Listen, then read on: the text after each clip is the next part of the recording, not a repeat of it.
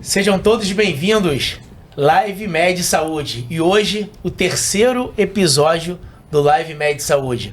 Você que está caindo de paraquedas no que é Live Med Saúde, né? São 3 acadêmicos de medicina que a gente se uniu para trazer informações sobre saúde de forma simples e que você possa colocar já em prática a partir de hoje. Eu sou Anderson Gomes com Pedro Moutinho e Gabriel Escovedo. E hoje a gente tem uma convidada especial. Eu posso falar também, não vou falar colega não, é veterana. Acadêmica de medicina também, conhece a nossa realidade. E hoje a gente tem o privilégio de ter aqui a doutora Roberta Teixeira. Bem, doutora Roberta, se apresenta para que todos possam te conhecer. E um tema que eu tenho certeza que você vai começar a ter mais clareza sobre esse tema, que eu já vou falar sobre esse tema. Doutora Roberta, seja muito bem-vinda. Muito obrigada, meninos. Começando agradecendo pelo convite aqui para esse podcast. Muito legal a proposta de vocês, a ideia. Acho que vai ser esclarecedor para muita gente.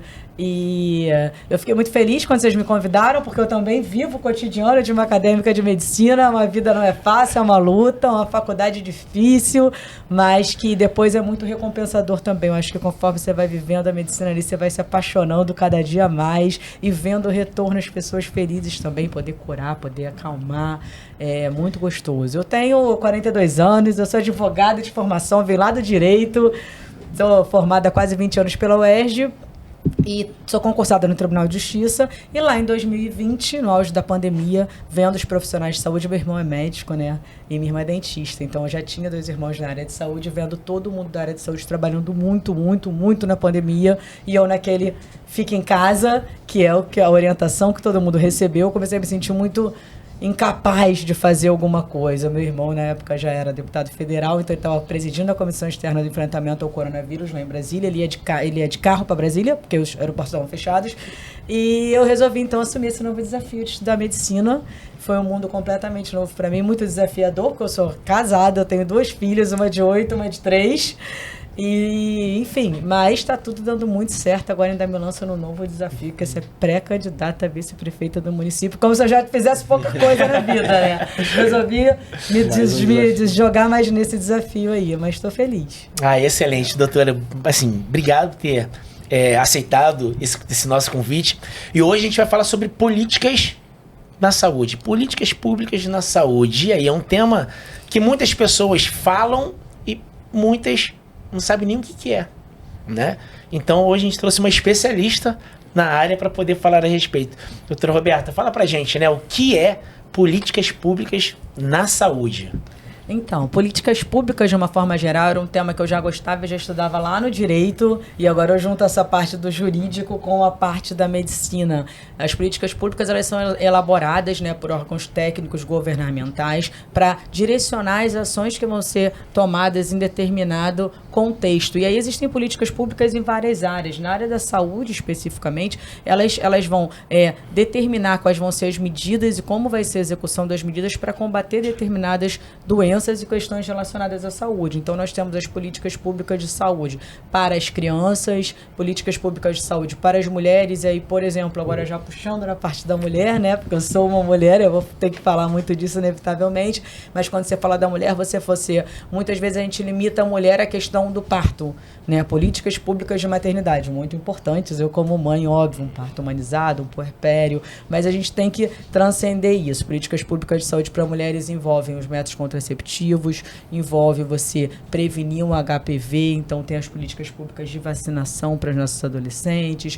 E aí as políticas públicas são isso, são um conjunto de medidas governamentais, técnicas estudadas por um órgão técnico para nortear qual vai ser a atuação das unidades para o combate, para a resolução de determinadas doenças. Mais ou menos isso aí.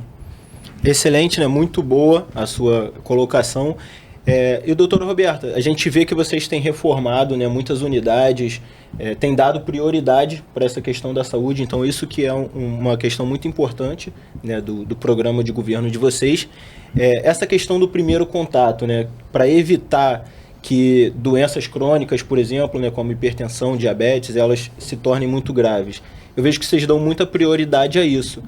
O que você tem para falar sobre o assunto e que você acha importante tratar sobre essa questão do primeiro contato, UBSs, essa facilitação do acesso às pessoas?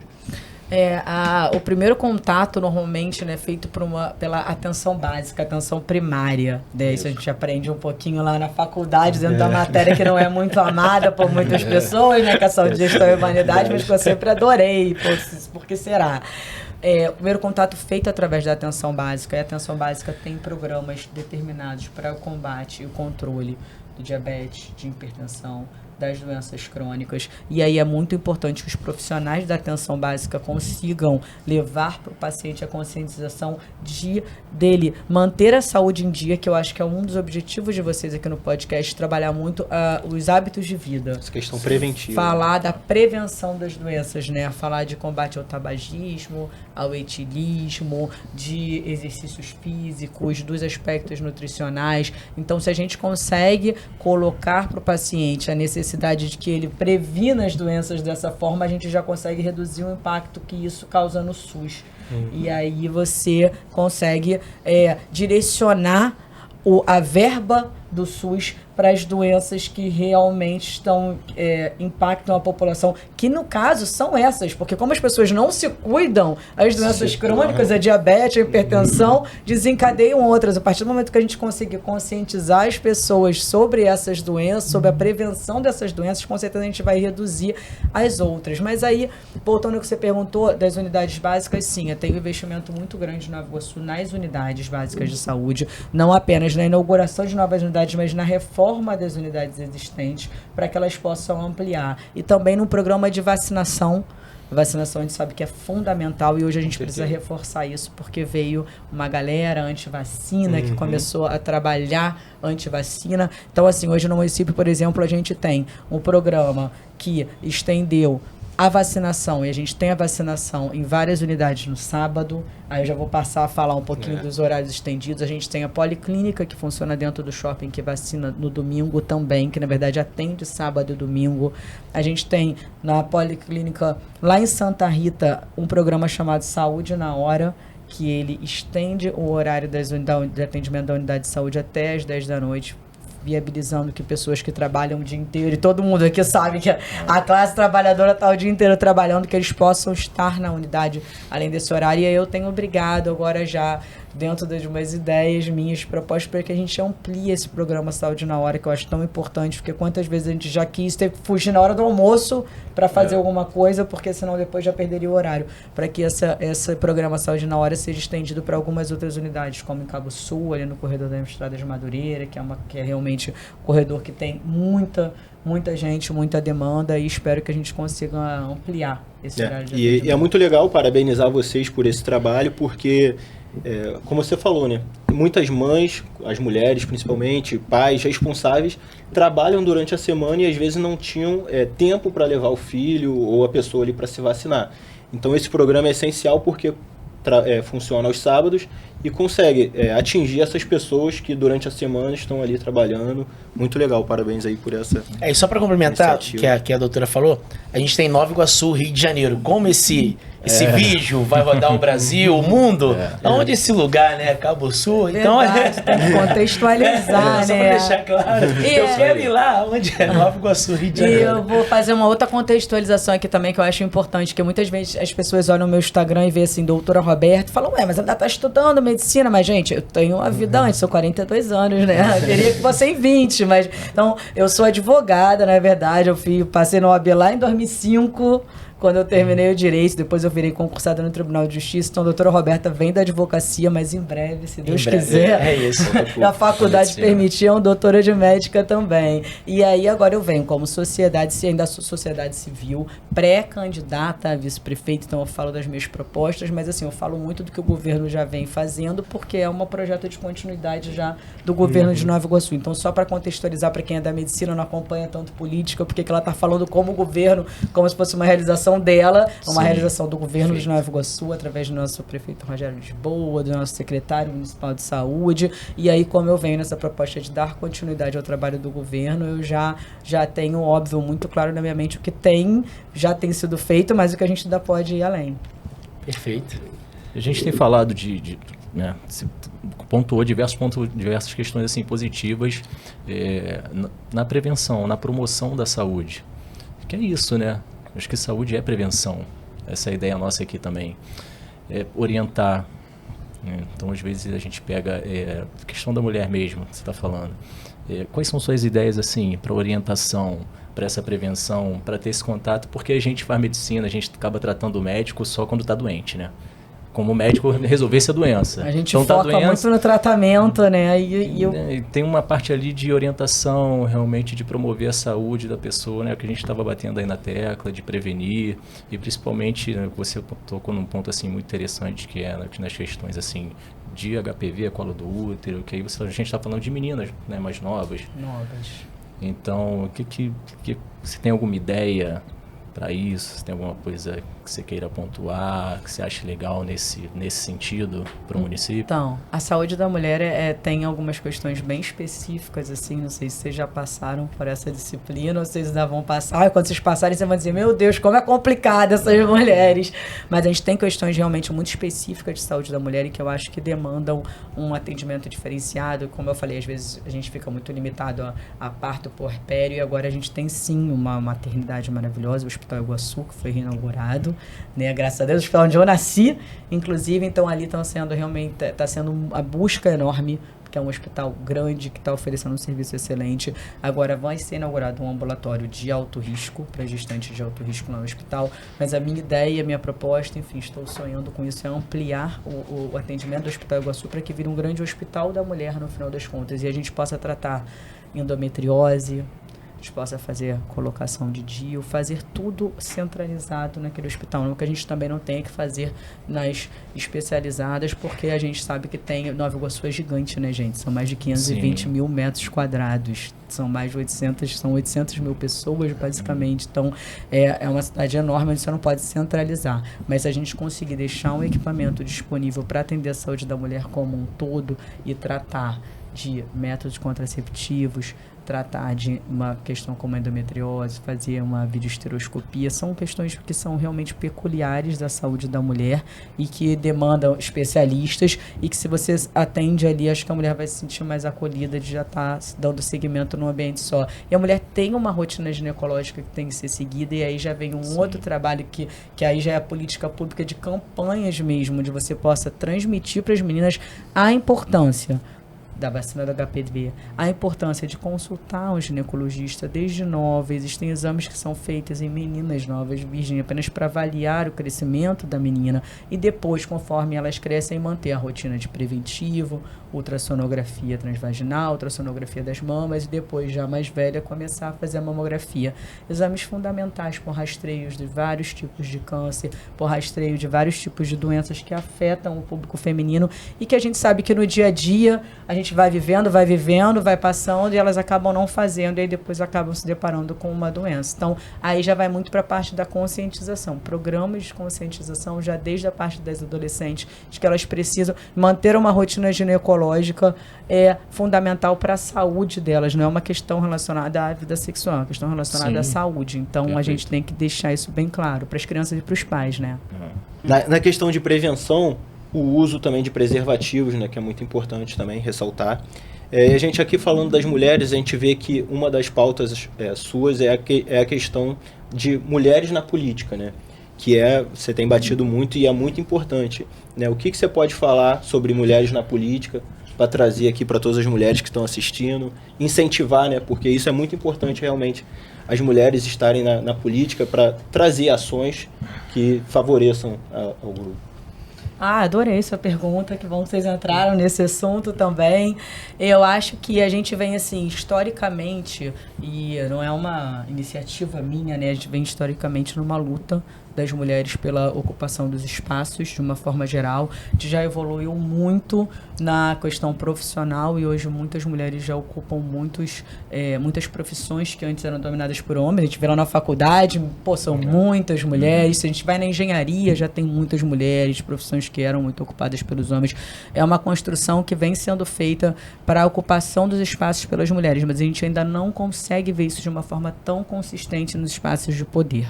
Essa é a verdade. Aqui em Nova Iguaçu, por exemplo, a gente tem Câmara municipal, os vereadores são 11 vereadores, todos homens. Sendo que mais da metade da população iguaçuana é de mulheres. Olha, são todos os homens.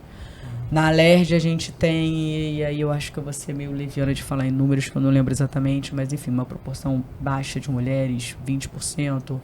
Lá no Congresso de 500 e poucos deputados também o percentual de mulheres é bem pequeno, mas as que estão lá estão muito atuantes e eu acompanho e admiro e vejo. Então, mas assim, eu gosto sempre de deixar muito claro que a questão, o que eu venho propondo não é que só as mulheres são boas, excelentes, esses homens são todos horrorosos. Não, a gente tem excelentes homens, tanto que eu falo o tempo todo da minha maior referência política na vida, que é meu irmão, o Dr. Luizinho, referência como médico. Temos excelentes homens, só que historicamente as mulheres são criadas em casa, na cozinha, cuidando dos seus filhos, cuidando dos avós, dos pais, e os homens da casa. Os homens são criados nas mesas de negócios, ouvindo falar de política, de economia, ou inserido dentro de um negócio no pai. A criação é feita de uma forma diferente, com isso se direcionam de forma diferente. Então, excelentes homens conseguem ter voz e serem ouvidos e ocuparem os espaços de poder, e temos excelentes mulheres que talvez pela forma como elas foram criadas e educadas em um ambiente que elas são inseridas, elas não conseguem ter voz, ser ouvidas e mostrar a potência que elas têm dentro delas. Então, a questão não é essa, para mim, na minha mente aqui, não é essa guerra entre os sexos, que as mulheres são melhores que os homens, mas apenas que elas consigam ter o mesmo lugar de fala que eles, e que aí as nossas filhas, as nossas meninas possam olhar para os espaços de poder e se sentir representadas ali. Eu acho que isso é o que muito me determina a estar nessa nova proposta também, que as nossas filhas possam olhar e se espelhar e ver mulheres inseridas em espaços de poder, e possam ter a consciência de que se elas quiserem estar inseridas dentro de casa, num ambiente familiar que eu amo também, eu sou casada, eu gosto de fazer janta com meu marido, eu gosto de fazer almoço, a gente acorda junto para tomar café, junto com as nossas filhas. Isso é maravilhoso, é a base da minha vida, a minha família, e eu acho que é a base da sociedade como um todo. Fico até emocionada quando eu falo disso, mas que as meninas saibam que elas podem estar estruturadas em famílias e ainda assim estar para crescer profissionalmente, ter sua voz profissionalmente. Uma coisa não anula a outra. Uma coisa não anula a outra, que elas não se limitem a isso, que elas saibam que ela possa ir além. Então é isso. E inserir as mulheres na política mesmo também passa muito pela capacitação. Eu falo muito de capacitação feminina, capacitar as mulheres, porque é um ambiente hostil, não é uma coisa fácil. Fazer política e fazer gestão não é fácil, planejamento, é estudo. E a gente vê muitos homens que vêm ao longo da vida acompanhando outros políticos e nisso já vão estudando, aprendendo, se preparando. E aí, do nada, uma mulher, agora eu quero ser política. Realmente, não é uma coisa fácil assim. Você encarar uma campanha eleitoral, você estudar. Eu fiz um curso de formação política, eu já venho acompanhando meu irmão nessa carreira política há algum tempo, embora nos bastidores. Fiz um curso de formação política, então sempre ressalto também, e tenho umas pré-candidatas que eu acompanho, e eu falo para elas, para a gente buscar a capacitação. Vamos estudar, acho que a grande humildade da vida, e eu continuo estudando até hoje, estudando medicina, estudando política, estudando como você faz campanha eleitoral, como você faz gestão de recursos, como você trabalha com gestão pública, porque só quando a gente se capacita é que a gente consegue chegar lá onde a gente quer. E só para levantar essa bola que o Pedro falou, né, que você enalteceu, e de fato é uma pergunta muito, muito interessante, né? Tá crescendo o número de mulheres na política. Você tem uma veia política, né? Tem a ver política, e assim, foi o que a doutora falou, teve a humildade também de buscar mais conhecimentos para poder aprender mais sobre esse jogo por trás de jogo, para poder mudar vidas de pessoas. Como que você enxerga? Porque eu te acompanho na rede social, eu vejo a sua energia, a sua, assim, de fato, com as mulheres, foi o que você falou, não só essa conexão com as mulheres, mas com as famílias. E é de emocionar mesmo quando fala em família.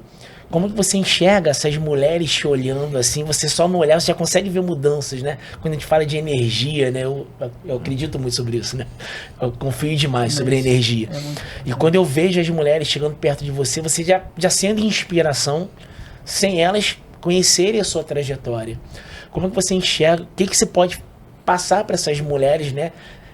De fato, ver você como inspiração e, quem sabe, seguir esse caminho também, né? Como que você poderia deixar umas palavras para que elas possam ser, de fato, motivadoras, para elas olharem e falar, cara, essa doutora Roberta, eu quero ser igual a ela e vou lutar para ser. Então...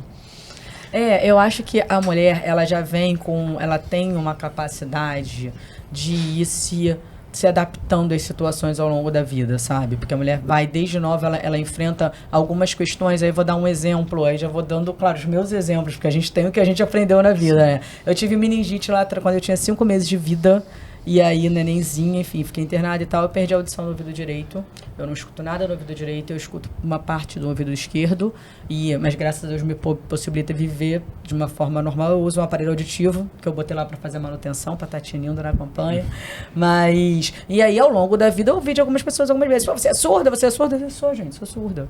Mas enfim, você vai encarando as dificuldades e vai aprendendo a lidar com elas. Depois eu tive enfrentei uma outra coisa que todas as mulheres enfrentam, que é você se redescobrir depois da maternidade. Acho que já ouviram algumas mulheres falando, caraca, minha vida mudou. E aí você pega o neném e fala, cadê minha vida?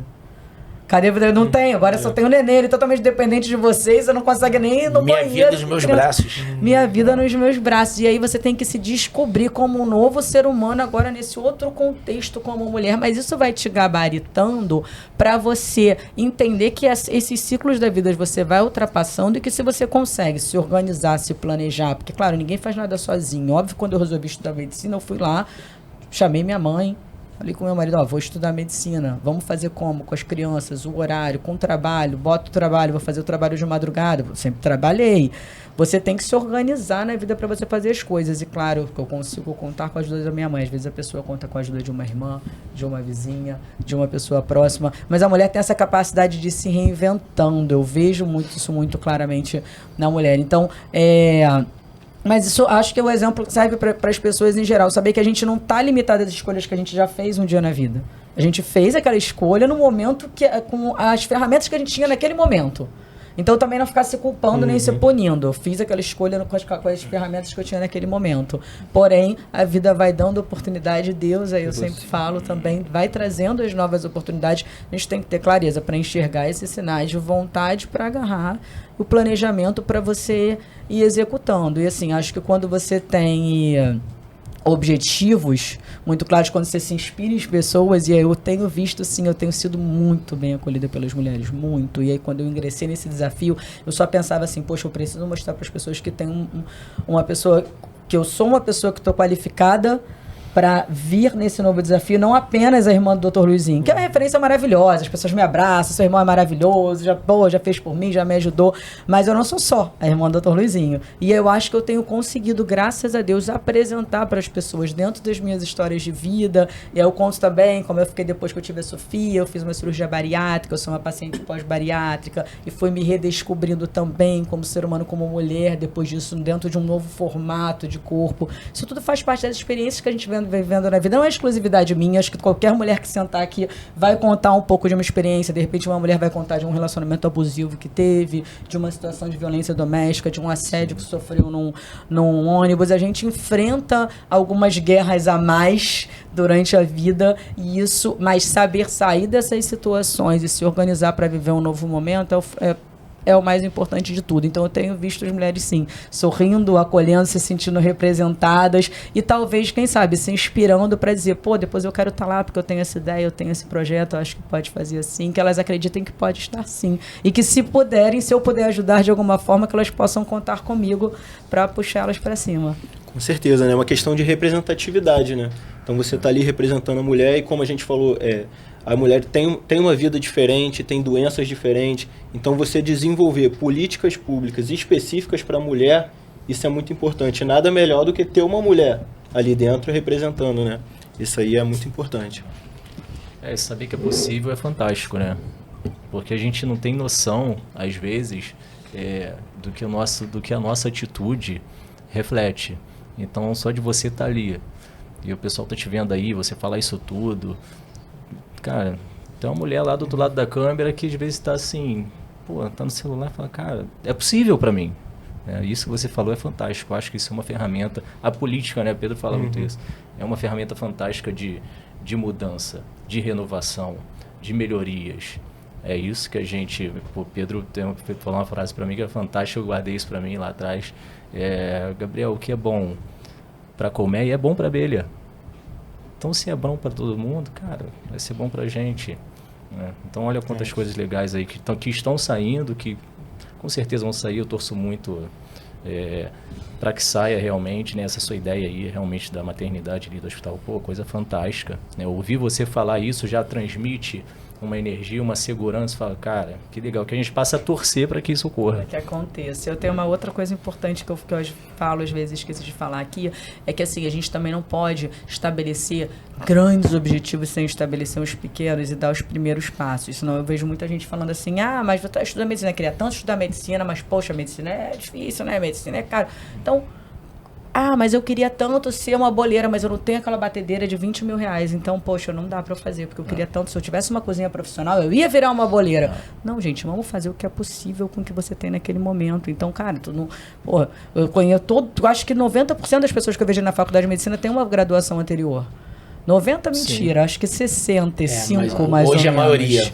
65, 90 eu exagerei, mas enfim, 65% tem uma graduação anterior. As pessoas são caminhos, tudo na vida é um processo. Então assim, tu quer fazer medicina, não vai fazer medicina agora, faz um curso de técnico de enfermagem, você vai trabalhar como técnico de enfermagem, você está inserido ali dentro da unidade de saúde, vai ganhar o seu dinheiro, você vai juntar dali, você vai fazer uma outra faculdade, depois você vai chegar na medicina, ou você vai fazer um curso de gastronomia, vai começar a fazer os seus bolos dentro de casa, aí você consegue comprar uma máquina um pouco melhor, aí você vai começar, junta com a tua amiga que faz salgado, a outra já faz papelaria, já bota o topo do bolo, daí você já faz um kit fest e vende, fez o kit fest, vendeu, já vai poder agregar um valor maior naquilo, vai ganhar mais dinheiro, você vai comprar uma batedeira melhor. Senão você fica estagnado ali num sonho gigante. Eu queria ser presidente do Brasil. Mentira, eu nem queria, gente. Mó pepino, imagina dirigir. Melhor não. Mas assim, você fica sonhando com um negócio gigante, aí você não dá o passo. Vamos devagarzinho ali, construindo, entendeu? Faz o que é possível, que uma hora foca no problema e não resolve nada, não faz o que tem que ser feito. Não resolve nada, entendeu? Porque eu não tenho as condições. As condições não vai existir, esquece. Vai ser sempre um caos, pra todo mundo é assim. Então vai fazendo aos pouquinhos o que você tem que ser.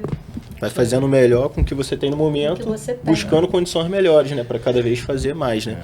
E nós somos um exemplo disso, né? Nós temos outra graduação também. E é aquilo que você falou, não se limitar. Não é porque você uma vez na vida escolheu uma profissão diferente que você nunca mais pode ter um sonho e mudar teu sonho, fazer medicina. Então nós também, até já tratamos sobre isso em outro podcast, que é a pessoa que tem esse sonho não deixar morrer. Mas eu já sou formado em Direito, vou seguir. Não, mas tudo bem, agora você quer fazer? Vai lá, isso que você falou, começa nos pequenos passos, vai galgando, né? E à medida que você vai galgando, vai surgindo, coloca o pé que Deus coloca o chão, né? Tem essa. E coloca mesmo. E coloca, você vai fazendo e as coisas vão acontecendo. E quando você tem um propósito, as coisas vão, né? É. Eu tava falando assim, o nosso propósito com a medicina é ajudar, é auxiliar, não é uma questão financeira, até porque eu falo... se você for olhar, não dá dinheiro. Tem outras coisas que dão muito mais dinheiro, né? Hoje em dia você tem internet aí, você ganha muito dinheiro. Com a internet, esquece. Professor de inglês milionário aí com a internet. Então, assim, não é questão financeira, é questão de ter essa veia. A política é a mesma coisa, né? De ter aquela veia assim de que, cara, eu quero fazer a diferença e eu posso fazer a diferença. Pode impactar, né? A vida das pessoas. Isso é muito bom. A medicina proporciona muito isso, né? Tanto no privado quanto no público, você é uma ferramenta realmente de transformação. As suas palavras ali têm um peso muito forte, né, com o paciente, tanto na promoção quanto no tratamento. É um peso muito forte, sim, um médico falando. Por isso tem que ter a responsabilidade também muito grande. Vocês aí, acadêmicos de medicina que estão ouvindo a gente acaba mecanizando as coisas no dia a dia, né? E esquece do peso mesmo que a sua palavra tem com o paciente. Então, o quanto você tem que ter de cuidado, seja ao dar um diagnóstico, seja para fazer uma prevenção de alguma doença, como você vai abordar o paciente nesse sentido, lembrando que é um ser humano ali atrás, né? Porque senão a gente acaba mecanizando tudo e esquecendo da importância da palavra do médico na vida do paciente. Você, vou só aproveitar esse contexto aqui, falando de mulheres. Você, mulher, agora acadêmica de medicina, em breve uma doutora, uma médica.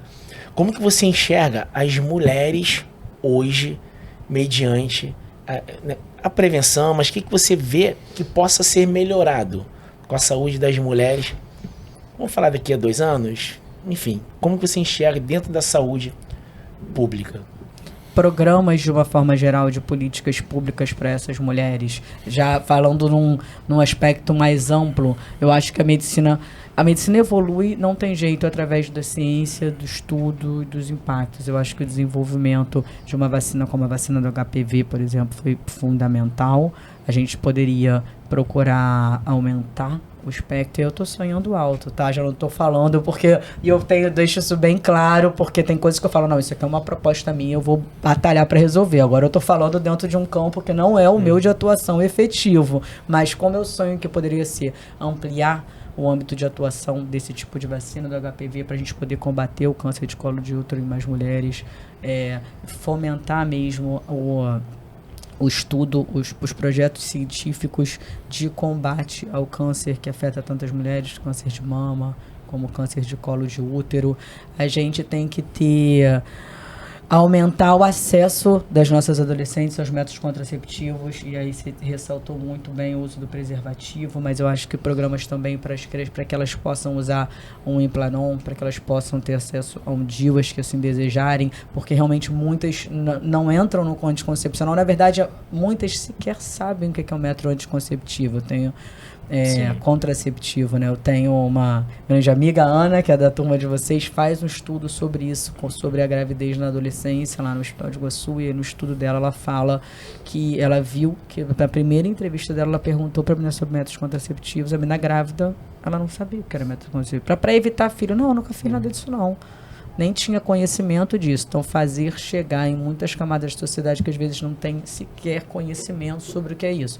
De como elas podem fazer, porque que elas podem ter essa gestão na vida delas. Elas não precisam engravidar a qualquer momento porque foi sem querer, que elas tenham acesso a isso. Lá no Pavãozinho tem um projeto que acolhe as adolescentes e eles colocam um Implanon, que é o chipzinho contraceptivo. Que maravilhoso se a gente pudesse ter acesso a esse chip para todas as nossas adolescentes. A gente sabe que é caro, já é um programa ousado também, não é uma promessa, mas é um sonho que as nossas adolescentes pudessem ter acesso a tantos esses métodos contraceptivos. Enfim, são algumas ideias vagas assim do que eu acho que a gente pode ir tentando evoluir em matéria de saúde da mulher, mas estou contando com as ideias de vocês também. Falem aí o que vocês pensam. Você comentar, Pedro, que ela falou em relação, assim, eu tenho isso na minha cabeça e eu fico viajando, né? Vamos falar sobre a comunicação.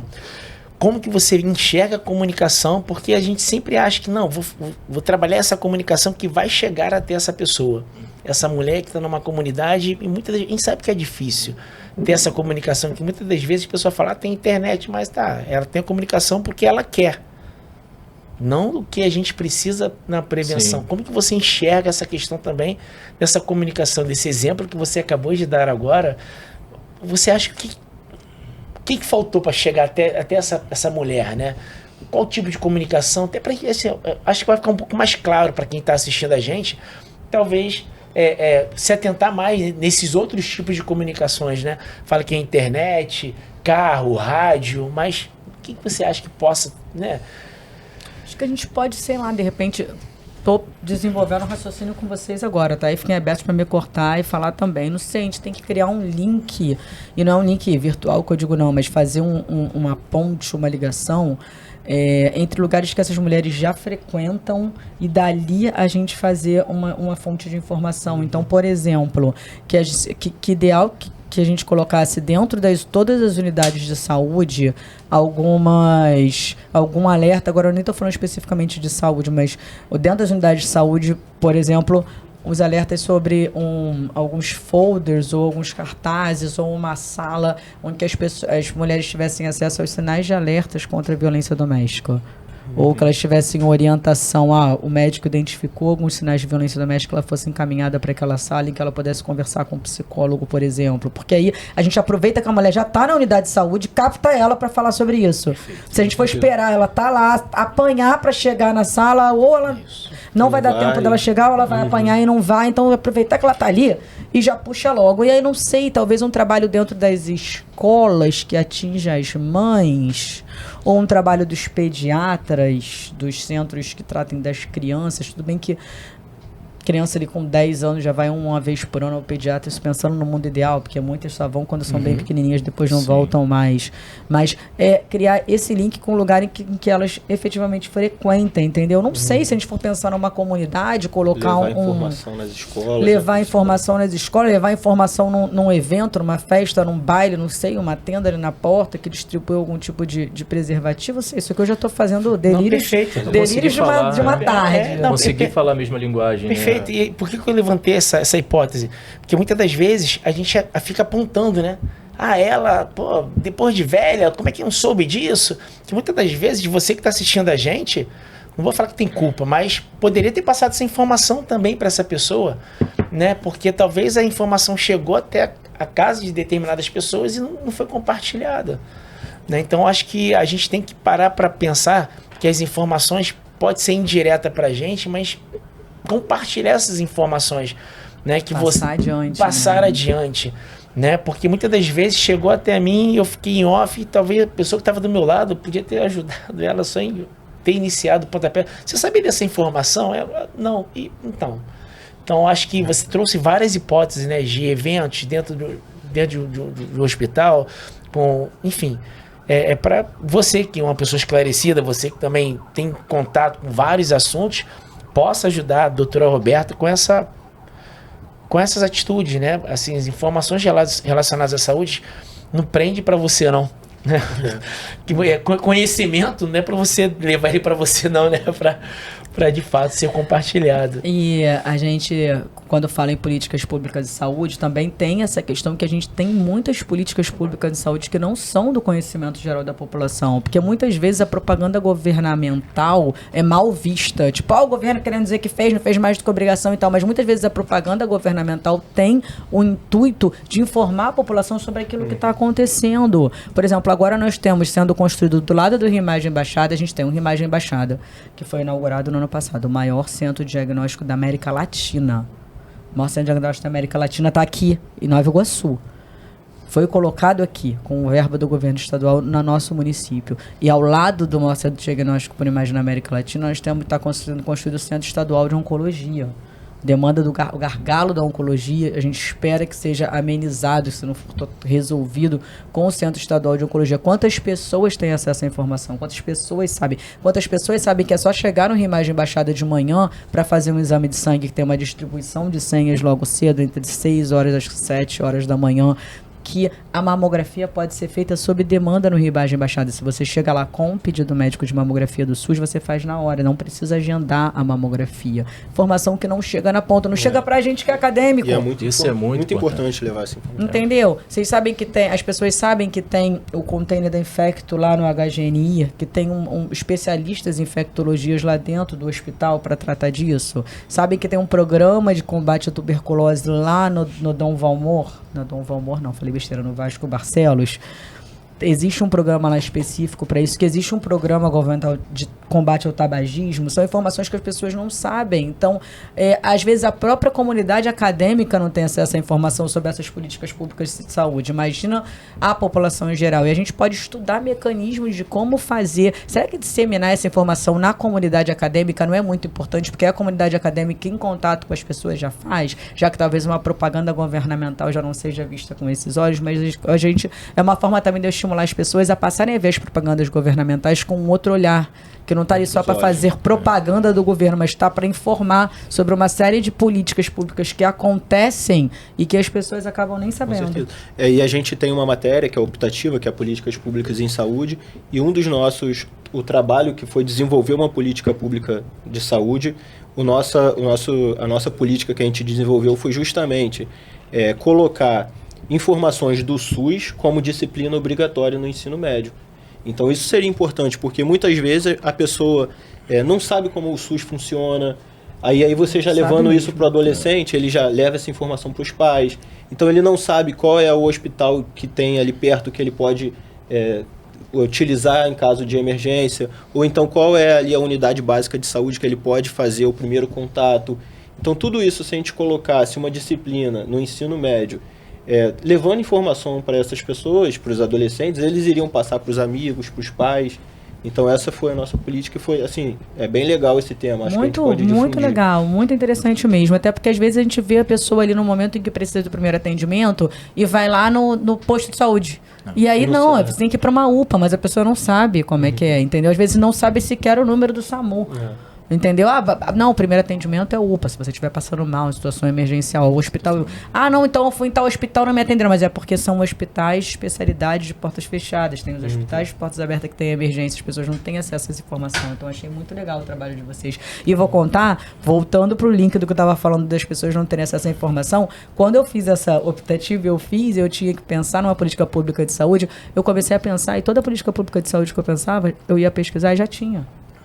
Eu vou fazer isso, já tem um monte. Muitas não são colocadas em práticas e muitas são e a gente nem sabe, entendeu? Eu falei, caraca, que difícil, já tem tanta, já tem tudo, eu vou ter mais que escrever. E no final das contas a gente escreveu lá um outro trabalho, mas assim, achei muito legal de vocês e a gente tem que tentar mesmo trazer minimamente aqui para a comunidade acadêmica ou através de iniciativas como a de vocês, do podcast, informações para as pessoas sobre as políticas públicas de saúde que existem, que elas possam ir disseminando.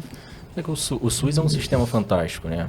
A ideia de ser universal e tal, e a quantidade de serviços que te oferece é uma coisa fantástica. Só que quando você fala para uma pessoa do SUS, do público, a pessoa, não dá, chega lá, uma fila e não é assim, é o que você falou, é o direcionamento correto. Como não tem informação correta, vai para um lugar que não era para estar ali, era para ir para um outro lugar. Então, se essa informação não chega, acaba passando essa imagem. Fui lá, mas estava uma fila.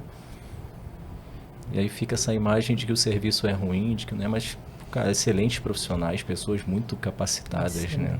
Profissionais. É porque a demanda de saúde é sempre muito grande, né, gente? Sim. Na verdade, a gente sabe que num contexto Brasil, eu vou falar só de Brasil, mas assim, aqui a gente tem uma demanda enorme por saúde e tem um sistema de saúde de atendimento integral universal, ou seja, que tem que dar conta dessa demanda inteira e acaba nunca conseguindo dar conta. E quando você tem muita demanda, naturalmente você acaba diminuindo o tempo, reduzindo um pouco a qualidade, as pessoas batem muito na saúde, mas quem está inserido lá dentro das unidades de saúde, como agora a gente consegue ver como o pessoal trabalha muito e trabalha com muita responsabilidade. Vejo os técnicos de enfermagem em contato com os pacientes e enfermeiros carregando o piano ali, como eu brinco, aí já deixo um beijo, meu agradecimento aos nossos enfermeiros e técnicos de enfermagem que realmente carregam o piano nas unidades, porque depois que você se insere nas unidades, eu entro lá como acadêmica de meu scrubzinho, de touquinha, de coisa bem disfarçada e vejo como é que o pessoal trabalha e trabalha muito, sabe? Aí você fica até meio indignado, nossa, mas todo mundo reclama tanto, mas sim, é porque também realmente tem muita demanda por tudo, muita demanda, não tem tantos equipamentos para dar conta da demanda e aí quando isso acontece, você vai receber naturalmente críticas. A saúde é sempre um gargalo, mas assim, a gente precisa de gente boa, de cabeças pensantes como a de vocês, dispostos a fazer novos programas e a fazer mais para poder melhorar, senão também ficar sentado reclamando é mole, né, gente? Vamos dar a cara a tapa, vamos lá para resolver. O pessoal reclama do SUS, mas é um serviço gratuito, poucos países no mundo têm um serviço tão completo quanto o SUS. Isso é importante falar. Por exemplo, você passou mal, o pessoal fala muito dos Estados Unidos e tal, se você passar mal e quebrar uma perna ou qualquer coisa nesse sentido e for para um hospital lá, você vai pagar $20 mil, às vezes, no final de semana que você ficou lá. E o SUS é gratuito, é para todo mundo. Então, assim, o SUS, ele funciona, pode ter suas falhas, como todo programa, mas aí a gente tem que trazer propostas para melhorar, não é só ficar criticando. Então, os pontos que a gente acha que tem que melhorar, a gente traz as propostas e levar a informação para as pessoas de como funciona para evitar que as pessoas procurem erradamente algum serviço, como você deu o exemplo. É isso. Respirou? Não respirei. Você falou sobre, eu acho que a obra, né? Sobre essa inauguração, né, do Hospital Iguaçu. Isso. Fala aí pra gente. O que passa na sua cabeça?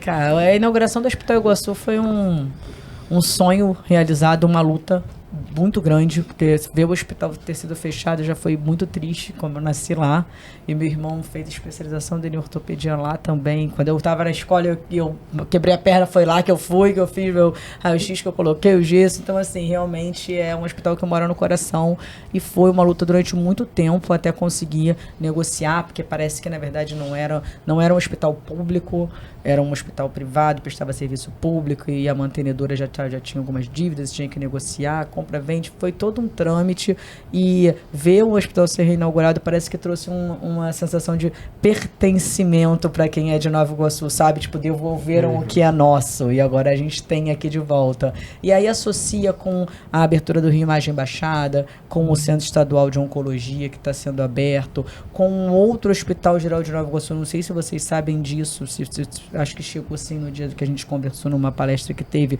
mas ali o corredor da Estrada de Madureira tem uma demanda cada dia maior, porque são muitos prédios subindo, e cada vez que eu passo lá, subiu um prédio. Sim. Cada vez que eu passo lá, subiu um condomínio novo. Muita gente morando ali, que é bem longe do hospital, do HGNI, né, da posse. A pessoa leva muito tempo para chegar até lá. Então agora já tem, o terreno está certo para ser construído um outro Hospital Geral de Nova Iguaçu ali, um hospital de emergência também, que vai desafogar o atendimento do HGNI.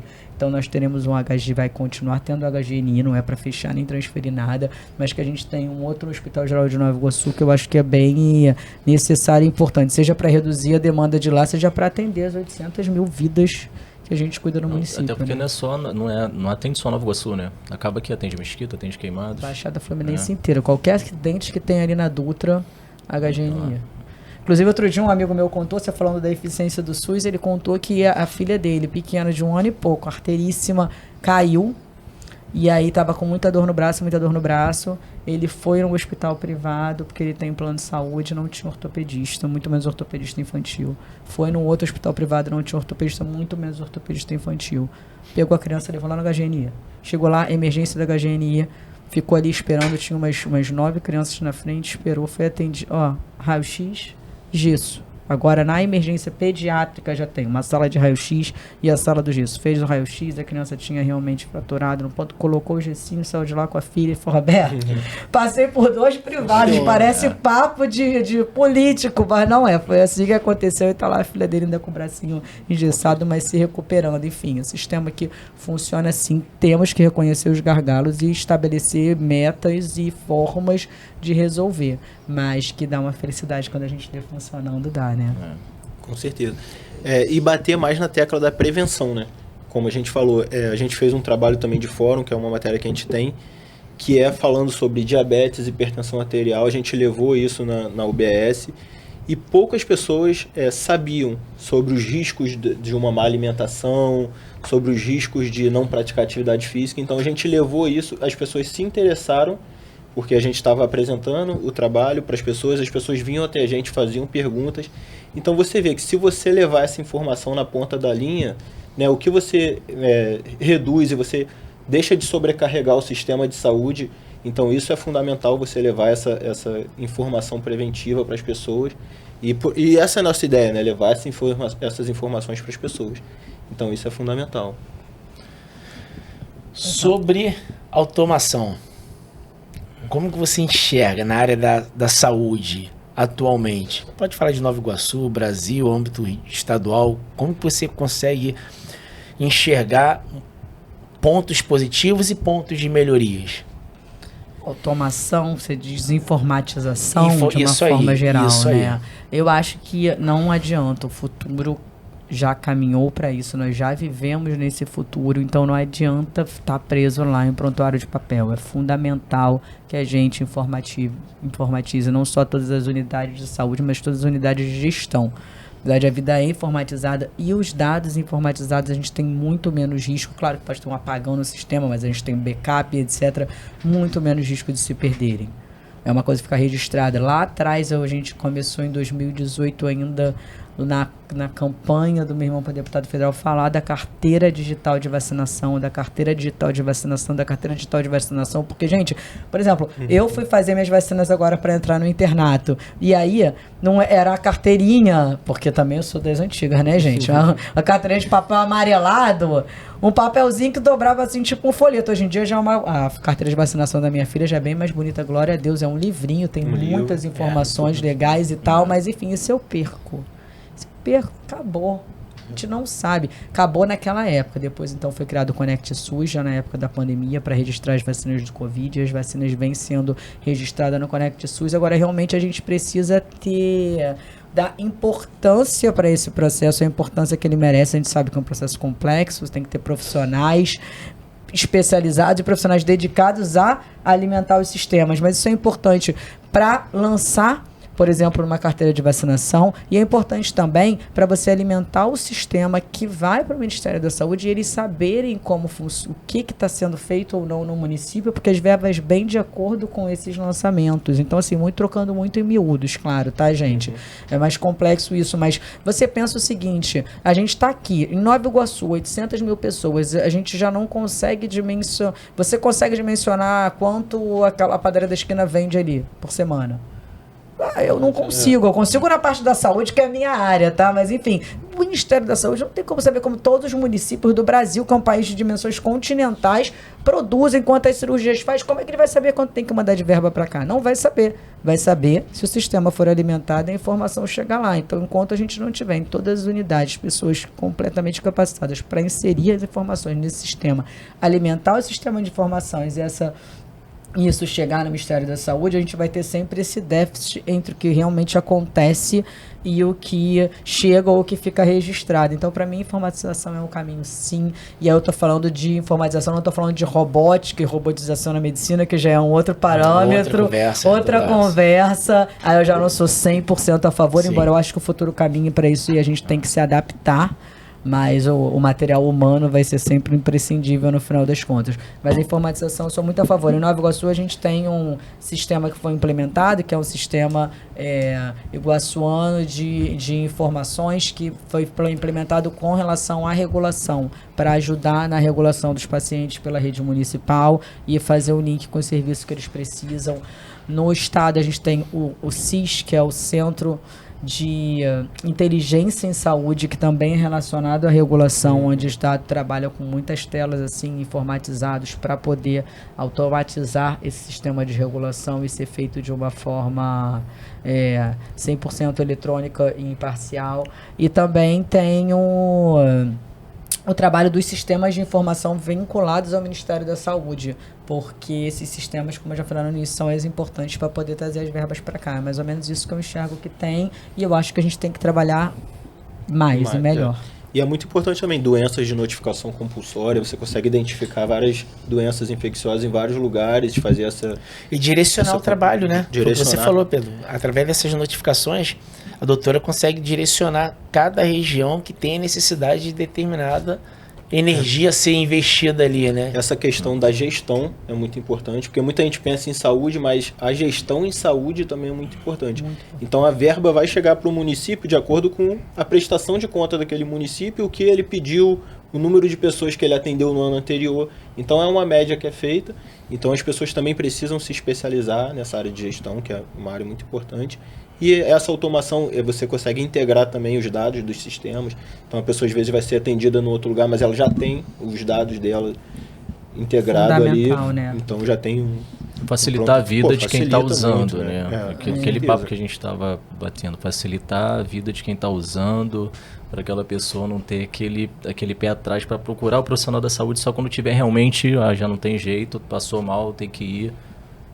Procura antes, prevenir, educar. Então, assim, o público passar a ser um ambiente assim que a pessoa vai se sentir bem indo e vai lá e independente para cuidar da saúde realmente, independente de tratamento, independente de estar se sentindo mal, de estar passando mal, de já estar com alguma doença em fase clínica, né?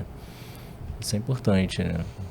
Você tocou num ponto aqui, facilitar a vida você tocou na verdade do paciente. Informatização facilita a vida do médico também, porque quando você acessa um prontuário e tem as informações anteriores ali, o histórico do paciente, você consegue acessar um exame anterior, você já parte de uma construção, de um histórico, já facilita a sua anamnese, já facilita a análise do exame que ele fez hoje, que você pode comparar com o exame anterior. Às vezes você depende do paciente, ele não vai levar o exame anterior para você, e agora eu vou te falar, quando eu era mais nova, eu ia fazer um exame, eu ia com a cara e com a coragem. Traga o exame anterior. Eu ignorava. Nunca levei o exame anterior. Agora que eu cursando medicina, é que eu vou com o saco dos exames. Ó, esses são todos que eu fiz. Dá uma olhadinha em todos pra ver se tá tudo igual aí. Se tiver tudo igual, tá tudo bem. Mas não, normalmente, para um público leigo, como era o meu caso lá antigamente, eu não levava, não. Ele que veja nesse exame aí, tá tudo bem. É importante pro médico comparar. Então, se o sistema for integrado, facilita muito. E até segurança também para ambos, né? Você falou do paciente e do próprio médico, que a gente escuta várias histórias do paciente chegando no local falando que tinha feito aquilo, tinha sido atendido daquela forma, e quando você pega o prontuário, opa, pera aí, tem uma informação aí que não está batendo. Né? Então, assim, talvez o médico possa tomar uma atitude pelo paciente falar uma coisa ali com medo e botar a vida do paciente em risco. E às vezes o paciente não sabe mesmo, então o médico pergunta, mas você já fez um exame? Já, mas qual é o nome do exame? Não sei. Aí você pega lá o histórico e você consegue ver e ter, né, essa noção melhor. É legal saber sobre essa sua aprovação da automação, né? Foi o que você falou, né? É um futuro hoje, né? É o futuro hoje. Pra mim já está acontecendo em todos os lugares. Já estamos atrasados. Pensei aqui em alguns projetos de Nova Iguaçu, e aí tem um que sempre me toca muito, porque é um projeto piloto que eu acompanhei um pouco da implementação, chamado Projeto Te Abraçar.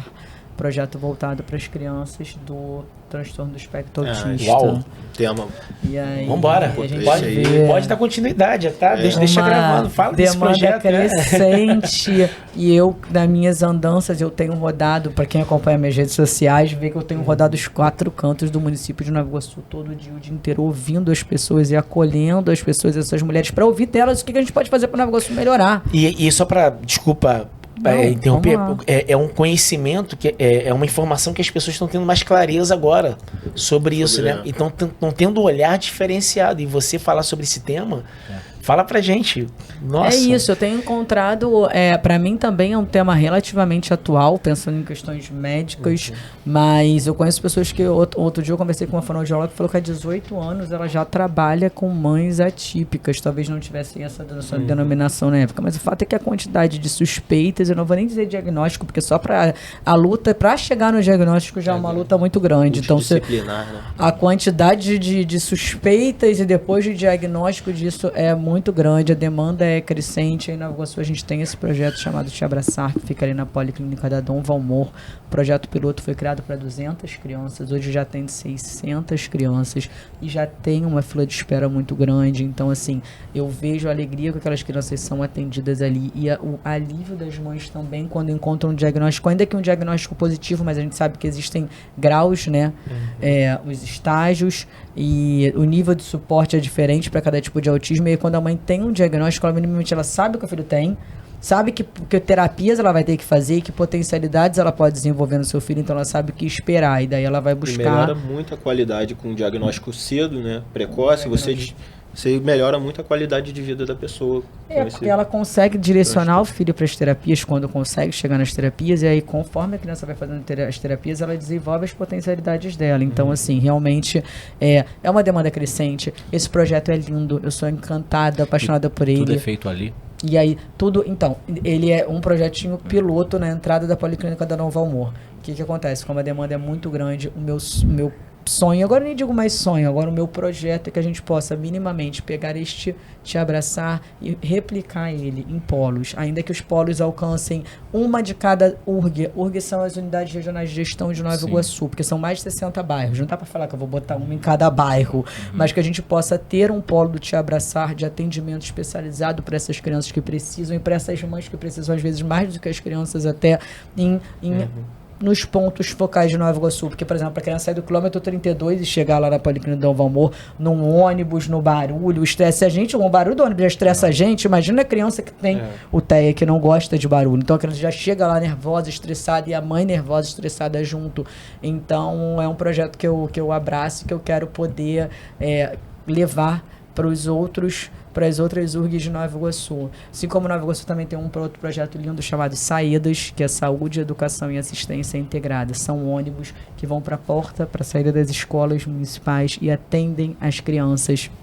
Um pediatra, com encaminhamento para os especialistas, com toda a parte de assistência. Então, como está dizendo, saúde, educação e assistência. Um projeto que veio de uma ideia da nossa primeira-dama, da doutora Érica, e é um projeto muito bem desenvolvido em Nova Iguaçu, lindo, que tem que continuar existindo, que as pessoas têm que saber que existem, porque muitas pessoas não têm acesso à informação, né, dos projetos que a gente tem lá. Também é um projeto muito legal. Tem muitos outros projetos para falar, mas eu ficaria a tarde inteira aqui falando e vai acabar o tempo do estúdio eu falando sem parar. É isso, e saúde anda junto com assistência social, né? Você deu esse exemplo, você acolhendo aquela mãe ali nesse projeto Abraçar, porque muitas mães se sentem perdidas, né? Então você leva a informação para ela ali, você mostra diagnóstico, formas de tratamento e melhora muito a qualidade de vida daquela criança ali, né? Não, é uma situação muito complicada que, assim, eu conheço mãe que gasta financeiramente R$7.000 com a criança, porque a quantidade de terapias que existem de profissionais, e são profissionais que precisam de uma especialização à parte. Especializados. Né? Então, assim, o custo acaba sendo maior. E realmente aí você fica pensando, tá, beleza, pode pagar, e que não pode? Aí como faz isso? Foi o que você falou, né? Como é que essa criança entra no ônibus?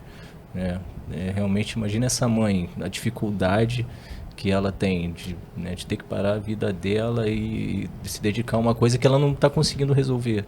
E é isso, a mãe para a vida real. E a mãe pega o ônibus e vai até o Te Abraçar, ou vai até onde ela tem que fazer as terapias, ela para a vida dela completamente para se dedicar àquele filho. E é o que ela tem, a maior missão da vida de uma mãe é cuidar dos seus filhos. Então a mãe que para a vida para cuidar do seu filho, ela não está errada, ela está certa, especialmente se o filho demanda tanto dela. Ser mãe de uma criança típica, de uma criança especial, não é o meu caso, mas eu conheço muitas e assisto a muitas, é a missão maior da vida daquela mãe ali, sem dúvida. Mas quem olha por essa mãe também, a mãe fica muitas vezes muito perdida.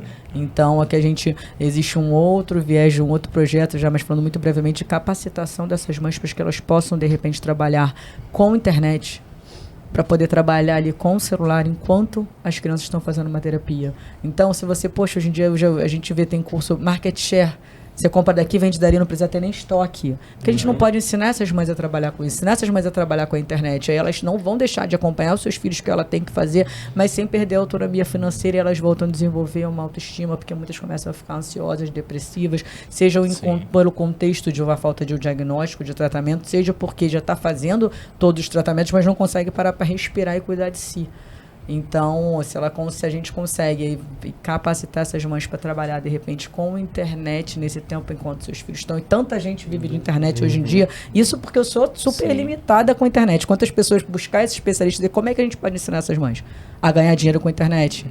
E aí a mãe tá lá, o filho tá fazendo sua terapia, mas ela tá trabalhando de alguma forma, montando um vídeo, montando mídia social, trabalhando com a mídia social de algum lugar, e ela tá gerando uma autonomia financeira. Então tá mais um projeto, um sonho meu aí de fazer essa capacitação para que essas mães possam trabalhar com a internet e assim continuar acompanhando seus filhos, já que no emprego regular elas muito provavelmente não vão conseguir ficar por precisar estar juntos com as crianças.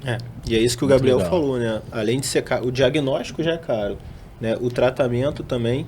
E além disso, do dinheiro que ela gasta com o tratamento, ela deixa de ganhar, porque ela tem que parar a vida dela. Às vezes tinha um trabalho e teve que largar para se dedicar integralmente à vida do filho, né? Então essa ideia é muito boa mesmo, trabalho remoto, né, para essas mães. Muito bacana.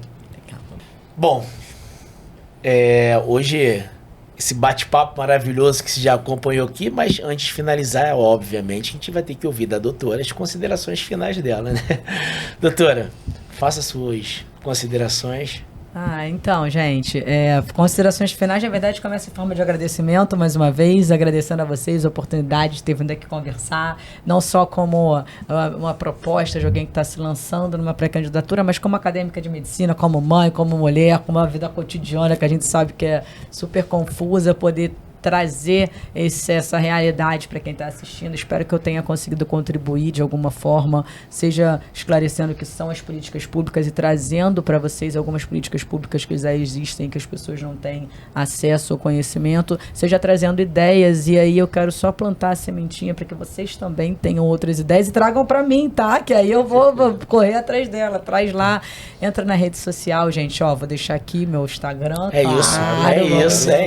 Onde encontrar a doutora Roberta? Aí, ó, @doutora.roberta. Acho que eu já tinha até falado lá no início, mas, pô, se tiver uma ideia, deixa um direct, conheço um projeto, tenho uma ideia, a gente pode fazer assim, a gente pode fazer assado, porque acho que ninguém pensa sozinho, né? Várias cabeças pensam muito melhor do que uma, então que a gente possa estar aberto para ouvir a construção de outras pessoas, com certeza vem com excelentes ideias aí. Seja só o primeiro, que eu possa voltar em outros podcasts, falando de outros assuntos. Obrigada, meninos, foi muito bom. Obrigado. Então, a gente finaliza nosso terceiro Live Med Saúde com esse bate-papo, né, que de fato foi muito esclarecedor. Tenho certeza que clareou muito a sua cabeça com as informações que a doutora Roberta trouxe pra gente. E foi como a doutora Roberta falou. Se tiver dúvida, entre em contato, deixa o direct. E também aqui na nossa rede social, traga as suas sugestões, suas perguntas, que a gente vai sentar aqui, eu, Pedro, o Gabriel, a gente vai anotar e vai trazer sugestões e resoluções de problemas que possam ajudar você ou a sua família. Então a gente finaliza agora nosso terceiro Live Med Saúde. Então até o próximo episódio. Fica com Deus. Deus de iluminado. Obrigada.